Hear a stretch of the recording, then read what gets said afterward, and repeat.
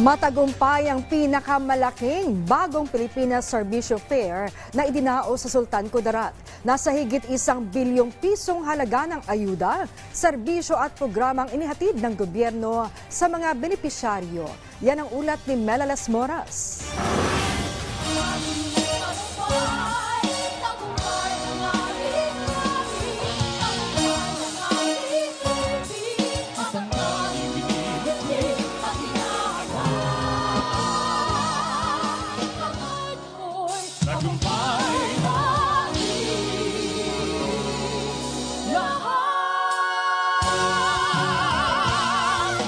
Masayang, makulay at makabuluhan. Ganito nagtapos ang paglulunsad ng bagong Pilipinas Serbisyo Fair sa Sultan Kudarat kahapon. Isang pagkakaisa concert ang inihandog ng pamahalaan, tampok ang nakamamanghang talentong Pinoy at iba't ibang regalo't papremyo.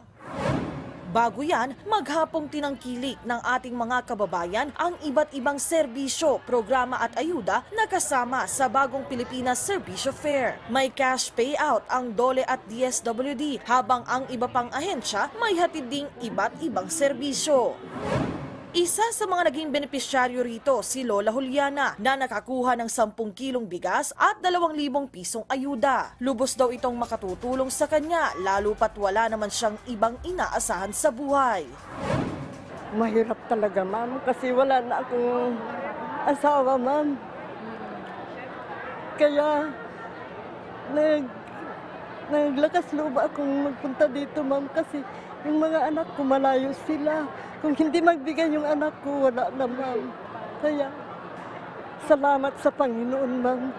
Sa kabuuan, nasa 55 national government agencies ang nakiisa sa BPSF Caravan sa Sultan Kudarat. Hatid ang 329 programs, services and aid na nagkakahalaga ng 1.2 billion pesos. Isang mahalagang proyekto ni Pangulong Ferdinand R. Marcos Jr. ang bagong Pilipinas Serbisyo Fair, at bilang kinatawan ng Presidente, pinangunahan ni House Speaker Martin Romualdez ang paglulunsad nito sa probinsya, kasama rin si Special Assistant to the President Secretary Antonio Lagdameo Jr.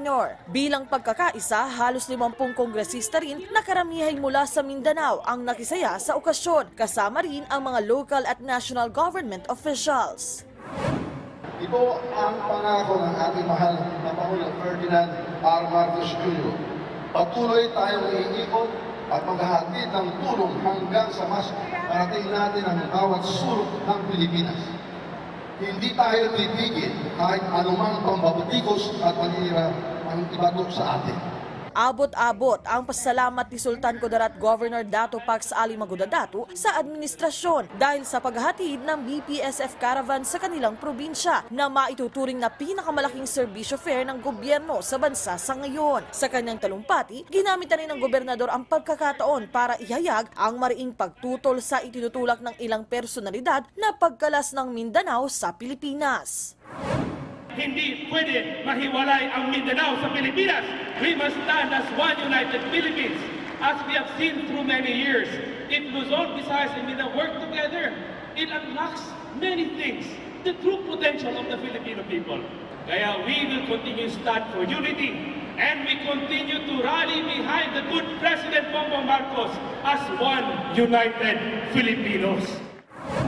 Bukod naman sa BPSF, inununsad din sa Sultan Kudarat ang Cash and Rice Distribution o CARD program kung saan higit 28,000 beneficiaries ang nakinabang sa hatid na 1/2 milyong kilo ng bigas ng pamahalaan. Yung Kongreso nyo, araw-araw kami po sa Kongreso ay parati nag-iisip kung paano makakabuti, kung makakagaan ang buhay nyo. Yun po naman talaga ang gusto nating mahal ng Presidente, di ba? Basta sama-sama tayo, babangon muli, pero dapat happy tayo. Mula kahapon, nagtagal hanggang ngayong Lunes ang BPSF Caravan sa Sultan Kudarat na itinuturing na malaking tagumpay ng mga otoridad. Pagtitiyak ng pamahalaan, patuloy silang magsisikap para mas mayangat pa ang buhay ng ating mga kababayan. Mula rito sa Isulan, Sultan Kudarat, Mela Las Moras para sa Pambansang TV sa Bagong Pilipinas.